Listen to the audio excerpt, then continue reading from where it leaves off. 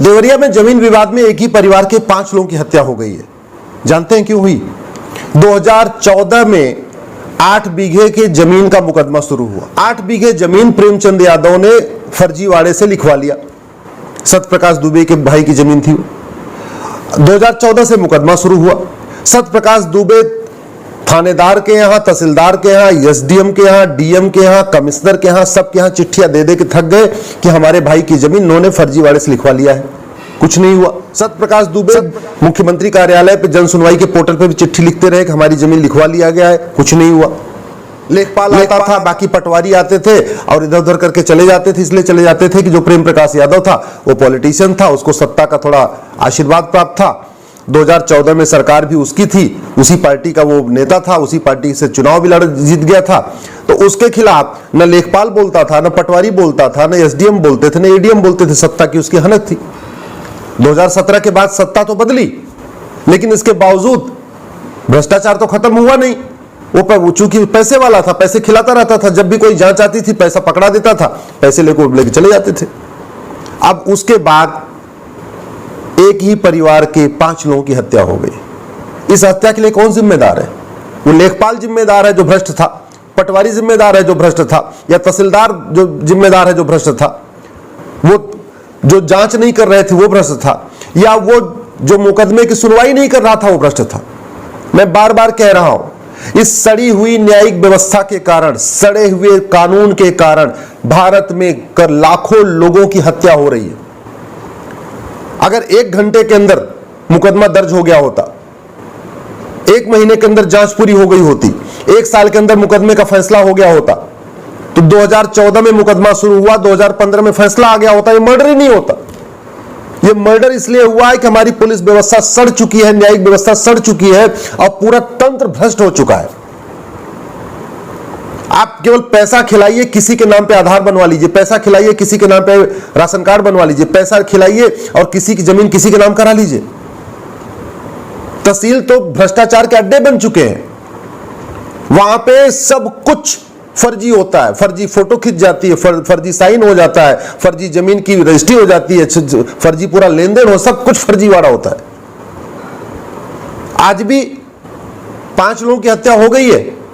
अब इसमें कोई जाति ढूंढ रहा है, कोई कुछ ढूंढ रहा है, कोई कुछ ढूंढ रहा है, लेकिन कोई ये नहीं कह रहा है इस हत्या का मूल कारण घटिया कानून है, इस हत्या का मूल कारण भ्रष्टाचार है, इस हत्या का मूल कारण सड़ी हुई न्यायिक व्यवस्था है, सड़ी हुई पुलिस व्यवस्था है। जब तक ये गुलामी के कानून खत्म नहीं होंगे, मैं बार बार रिपीट कर रहा हूं, जब तक ये 1861 का पुलिस एक्ट चलेगा तब तक पुलिस ऐसे ही रहेगी जैसे आज है। जब तक 1872 का एविडेंस एक्ट खत्म नहीं होगा तब तक मुकदमों का जल्दी फैसला नहीं होगा। जब तक नार्को पॉलीग्राफ ब्रेन मैपिंग कानून नहीं बनेगा तब तक सच को पकड़ना और जल्दी से जांच पूरी करना असंभव है। जब तक 100 रुपए से बड़ी नोट बंद नहीं होगी भ्रष्टाचार खत्म नहीं होगा। 5000 रुपए से महंगे सामान का कैश लेन देन बंद नहीं होगा, भ्रष्टाचार खत्म नहीं होगा। जब तक जुडिशियल चार्टर नहीं लागू होगा कि 1 साल के अंदर मुकदमे का फैसला करना ही करना है, चाहे वो तहसीलदार हो, चाहे एसडीएम हो, चाहे एडीएम हो, चाहे मुंसिफ मजिस्ट्रेट हो, चाहे डिस्ट्रिक्ट जज हो, चाहे हाई कोर्ट जज हो, चाहे सुप्रीम कोर्ट जज हो, 1 साल के अंदर मुकदमे का फैसला करने के लिए जब तक जुडिशियल चार्टर लागू नहीं होगा ऐसे हत्याएं होती रहेंगी, बलात्कार भी होते रहेंगे, मर्डर भी होता रहेगा, चोरी भी होती रहेगी, झपटमारी भी होती रहेगी, जमीन के लिए ऐसे लाठी डंडे चलते रहेंगे। आज की डेट में जो सही व्यक्ति होता है वो थाने जाने से डरता है, मुकदमा लड़ने से डरता है, उसको लगता है मुकदमा हो जाएगा, सालों साल चलता रहेगा, इसलिए विश्वा अपना नुकसान भी सह लेता है, लेकिन कोर्ट नहीं जाता। दबंग जमीनों पे कब्जा करते चले जा रहे हैं गरीबों की। सत्यप्रकाश दुबे गरीब थे ना, दबंग नहीं थे, तभी तो प्रेम प्रकाश ने उनके भाई की जमीन अपने नाम करवा लिया और 9 साल से वो लड़ रहे हैं मुकदमा, उनको न्याय नहीं मिला और न्याय नहीं मिला उनके पूरे परिवार का सफाया हो गया। इसके लिए कौन जिम्मेदार है? वो जिम्मेदार है जिनकी ड्यूटी है कानून बनाना, वो जिम्मेदार है जिनकी ड्यूटी है पुलिस रिफॉर्म करना, जुडिशियल रिफॉर्म करना, लैंड रिफॉर्म करना। प्रॉपर्टी को अगर आधार से लिंक करने के लिए कानून बन गया होता बहुत सारी समस्याओं का समाधान हो गया होता। 1861 का पुलिस एक्ट खत्म करके एक नया पुलिस एक्ट बन गया होता, पुलिस चार्टर लागू हो गया होता, बहुत सारी समस्याओं का समाधान हो जाता। भ्रष्टाचार को जड़ से खत्म करने के लिए जो दुनिया भर का टैक्स सिस्टम चल रहा है इसको हमने खत्म कर दिया होता, 1 नेशन 1 टैक्स लागू किया होता, आपका आराम से जो है भ्रष्टाचार खत्म हो गया होता। चोर उचक्के बदमाश क्यों पॉलिटिक्स में आ रहे हैं? अनपढ़, अनाड़ी, गंवार, दबंग, लुटेरे, माफिया क्यों पॉलिटिक्स में आ रहे हैं? क्योंकि हमने पॉलिटिक्स में कोई मिनिमम क्वालिफिकेशन नहीं रखी है, मैक्सिमम एज लिमिट नहीं रखी है, कोई एंट्रेंस एग्जाम नहीं रखा हुआ है।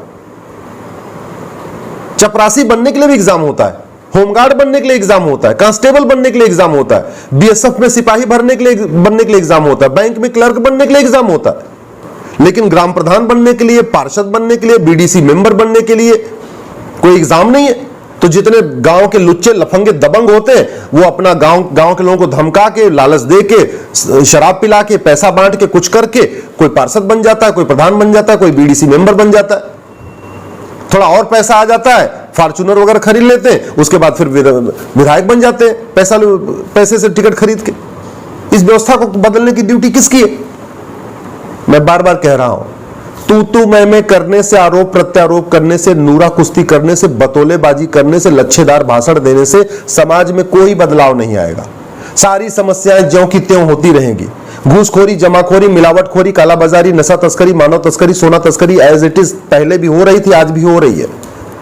नक्सलवाद, माओवाद पहले भी था, आज भी हो रहा है। दबंग जमीनों पे कब्जा पहले कर रहे थे, आज भी कर रहे हैं। जमीनों के लिए लाठी डंडा चल रहा था पहले भी, आज भी चल रहा है। और आपके सामने एग्जाम्पल आपने सुना ही होगा, ये देखिए, एक ही परिवार के 5 व्यक्तियों की हत्या। 2014 से मुकदमा चल रहा था, 8 बीघे जमीन फर्जीवाड़े से लिखवा लिया। और अगर फर्जीवाड़े से लिखवा लिया होता, हमारा कानून ऐसा होता कि अगर फर्जीवाड़ा किया तो आजीवन कारावास होगा। अगर हमारे पास एक कानून ऐसा हो जाए कि यदि आपने झूठा गवाही दिया, झूठा मुकदमा किया, झूठी किसी के अपने जमीन पे कब्जा कर लिया, अवैध कब्जा कर लिया,